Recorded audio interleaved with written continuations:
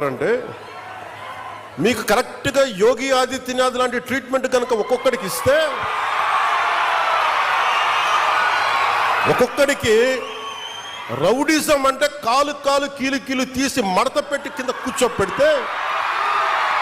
అప్పుడు కరెక్ట్గా చెప్తా కరుడు గట్టిపోయిన జీవితకాలం ఒకే మనం వాళ్ళకి ఏకీభవించవచ్చు ఏకీభవించకపోవచ్చు నక్సలైట్స్ తోటి వామపక్ష తీవ్రవాదులతో మనం ఏకీభవించవచ్చు ఏకీభవించకపోవచ్చు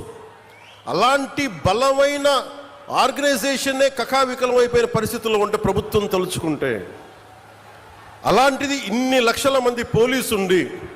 ఇన్ని వందల మంది ఐపీఎస్లు ఉండి 1000-2000 ఉన్న డిఎస్పీలు ఉండి అలాంటి కిరాయి గ్యాంగుల్ని మెయింటైన్ చేసే వ్యక్తుల మీద 2 రోజులు 48 గంటలు మీ చుట్టుపక్కల ఎవరున్నారు వాడి పేరేంటి అన్ని కనుక్కొని ఒక పొలిటికల్ నిర్ణయం తీసుకుంటే మళ్ళీ ఎప్పుడు ఇలాంటి మాటలు రారు మీకు అక్కడి దాకా తీసుకెళ్ళకండి.